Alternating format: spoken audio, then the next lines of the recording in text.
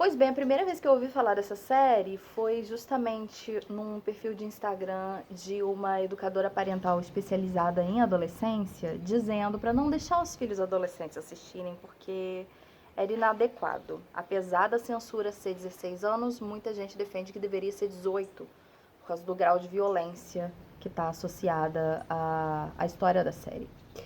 E aí eu fui falar com a minha criatura para ele não assistir. O que ele disse? Já assisti. Né? E aí eu falei, então vamos sentar para conversar sobre isso.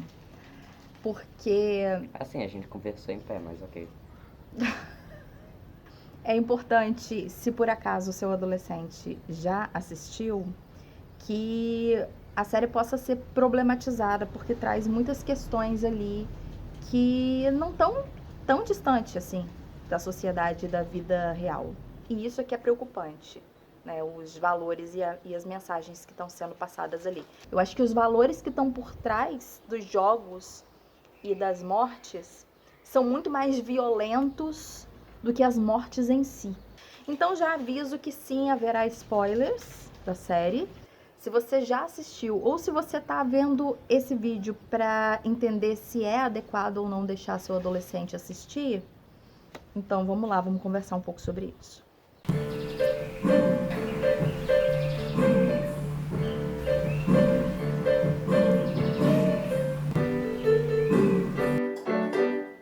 Oi, meu bem, tudo bem? Hoje eu tô aqui com o Theo, meu filho, pra gente falar sobre essa série que tá fazendo o maior sucesso por aí, uma série da Netflix coreana chamada, em português, o que é bizarro porque o título é em inglês, né? Round Six. O nome original Squid Game é usado em todo lugar, exceto no Brasil, por conta de política. Porque Squid Game significa o jogo da Lula e ninguém queria que isso fosse associado ao Lula e ao PT e à polarização política que estamos vivendo no país no momento, né? Vamos resumir então a história da série? A gente tem como protagonista, não lembro o nome, então eu vou chamar pelo número, o jogador 456. É um homem coreano extremamente endividado que vive a partir da mãe e gasta muito dinheiro em apostas tentando conseguir dinheiro assim. E aumentando cada vez mais suas dívidas, né? É um fracassado, é um loser. Ele não consegue ser um bom pai para a filha porque ele não consegue nem estar presente, prestar atenção no que ela fala, no que ela precisa, né? E ele de repente vê uma oportunidade de ganhar dinheiro através de jogos, que é o que ele é meio que viciado, né? Até que chega um homem com uma maleta que está guardada dinheiro em um jogo infantil, usando terno e gravata. E faz uma proposta para ele de vamos jogar esse joguinho aqui, se você ganhar, você leva o dinheiro. E como você não tem dinheiro para apostar, se eu ganhar, eu te dou um tapa na cara, que é bem aquela coisa assim de se você tem dívida, se você não tem dinheiro na sociedade capitalista, você não tem dignidade. Você não merece respeito. Porque o tapa na cara eu acho que é bem simbólico nesse sentido, né? Por fim, ele topa ir para esse lugar onde haveriam vários jogos e que se ele ganhar os jogos, ele ganha dinheiro. Mas tem um detalhe que ninguém sabia antes do primeiro jogo, né? Que é, ao ser eliminado, você é eliminado também da vida. Eles falam, ó, se você perder o jogo, você é eliminado, né? Aí depois da primeira matança, as pessoas Que têm... mais da metade morreu. Né, Uns foi mais da metade? 255, se eu não me engano. Foi logo na primeira, foi mais da metade embora? Eu não lembrava disso. Que é o jogo do Batatinha Frita 1, 2, 3, que tem ganhado visibilidade, inclusive com versões sangrentas, inclusive no Roblox, né? Vídeos pelo YouTube reproduzindo com Nerf, enfim, eu acho muito inadequado, porque faz referência a uma série que a criança pode ter, criança ou adolescente pode ter curiosidade de assistir, né? Mas eu acho que o fato principal não são nem os jogos, mas como que as relações humanas vão se organizando ao longo desses jogos. Então, assim, a série, na verdade, ela tá falando sobre a natureza humana. É uma crítica à nossa sociedade. Sim. E o que está sendo criticado? Bem, a ganância, a desigualdade. Individualismo, né, o egoísmo. Eles poderiam realmente ter desistido e não voltado, mas como as pessoas, eles fazem um discurso tamanho, né, que as pessoas se sentem tão merda por estarem tão endividadas, que elas retornam para um jogo de vida ou morte. Elas retornam porque é feito um discurso para elas de não vale a pena viver se você não tem dinheiro, se você tem dívidas, né? E isso é uma coisa... Que a situação só vai piorar, como de muitos. Tem certeza Sim. que vai valer a pena continuar, né, nessa sua situação. Sim, o Ji-hoon, né, que é o protagonista, ele tá com a mãe doente, não tem dinheiro para pagar o hospital para ela. Ele tá com um risco muito grande de perder a filha, porque a ex-mulher dele vai se mudar para os Estados Unidos, ele não tem dinheiro para pedir a guarda, né? Então tem várias situaçõezinhas que são postas ali. Esse é só um exemplo que mostra a história de alguns outros, assim, né? Mostra da Saibyo, né, que a mãe dela tá na Coreia do Norte, o irmão tá no orfanato, e do... qual é o nome daquele amigo dele? É o prodígio do bairro. Enfim, vai aparecer o nome aqui na tela, porque nomes coreanos a gente tem dificuldade de decorar, mas o cara, né, estudou pra caramba e tudo mais, mas estava com tanta dívida e tantos problemas, inclusive legais, que estava correndo risco de ser preso, da mãe dele perder a loja e a casa dela, e ela nem sabia de nada. Então, assim, todos eles estão buscando uma solução para os problemas financeiros e problemas da vida que eles têm, que vai tirando deles toda a dignidade, toda a vontade de viver, né? Vai gerando uma série de questões ali que são muito próximas da nossa realidade. Quanta gente, né, nesse momento, inclusive de pandemia, está vivendo situações similares, né? E aí você levar as pessoas para um jogo de vida ou morte é uma coisa meio bizarra. Qual foi o episódio que mais mexeu com você? Foi aquele do jogo da bolinha de gude, porque eles foram escolher alguém que eles queriam ir juntos, se ajudar, e no final eles tiveram que ir um contra o outro. Nenhum deles até pensaram, só que um deles até usou esse pensamento para enganar, que foi pegar a bola dos outros times e não de um contra o outro. Esse episódio mexeu bastante comigo. Eu levei uns dias pra conseguir voltar a assistir a série.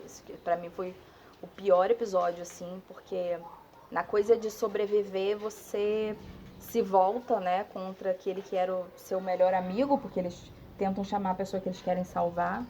E aí quem era honesto cai na desonestidade. A maneira como o Ali, que é o personagem paquistanês, foi traído, aquilo pra mim, cara, meu Deus, foi muito pesado, foi muito pesado.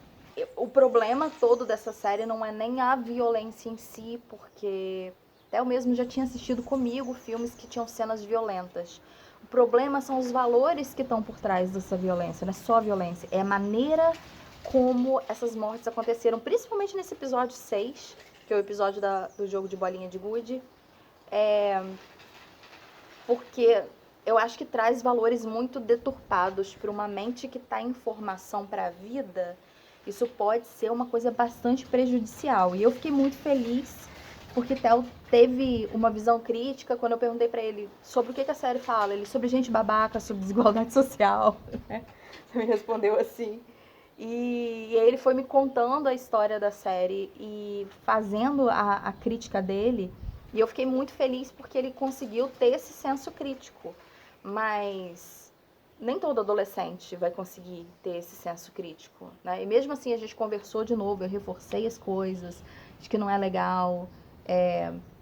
A gente também coincidiu no personagem favorito da gente, que era o Ali, né? Um personagem que era doce, inocente, esperava o melhor das pessoas. Então, assim, em nenhum momento passou pela cabeça dele que ele estava sendo traído. Eu acho que os valores que estão por trás dos jogos e das mortes são muito mais violentos do que as mortes em si. O que você acha?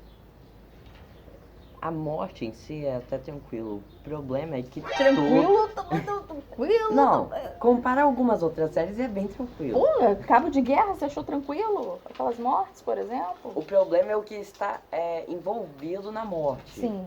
O problema maior, né? Vamos colocar assim. Porque, né? Tranquilo também não é. Que só deles estarem ali já torna a morte pesada, porque eles estão escolhendo estar ali após o primeiro jogo. Sim. Eles escolheram voltar. Eles tiveram a oportunidade de sair, desistir do jogo e escolheram voltar. Isso é bem pesado. E eles nunca estão completamente livres porque eles ficam sendo vigiados mesmo depois que o jogo acaba, né? Na vida comum deles. Tanto que quando... Mesmo antes de começar o jogo, eles foram investigados um pouco. Não, um pouco não, muito. Eles... Praticamente tudo da vida das pessoas foi levantado. Puxa lá o documento e você tem todo o histórico. Isso é possível no Brasil também. Então é muito bizarro pensar que isso poderia ser um jogo parte de uma necropolítica. E os jogos, eles são tipo um reality show, né? Para caras muito ricos que estão ali assistindo como se fosse uma ficção. Isso também é muito bizarro. Apostando nos personagens, que nem o protagonista apostando nos cavalos. Isso é muito bizarro também, né? Isso é muito bizarro. Então, mas esse X, quadrado e triângulo não tem a ver com o controle de videogame. Tem a ver com as letras coreanas que formam o nome da série. São símbolos que estão na letra coreana. Se reparar no título, sempre aparecem os símbolos em destaque numa cor diferente. E tem uma hierarquia dentro dos soldados também. Tem a categoria mais baixa. O círculo é o mais baixo, aí o triângulo seria meio que o soldado e o quadrado o líder. O líder, os chefes, né? O líder mesmo é aquele da máscara cinza. Qual é a mensagem final de Round 6? Que a sociedade é desonesta, que precisa estar atento, mas também não é para desconfiar de todo mundo. Por quê?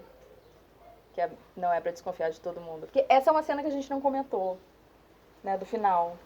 Não é isso? Foi nessa que você pensou? É que o protagonista, ele tá indo ajudar... Não diz quem.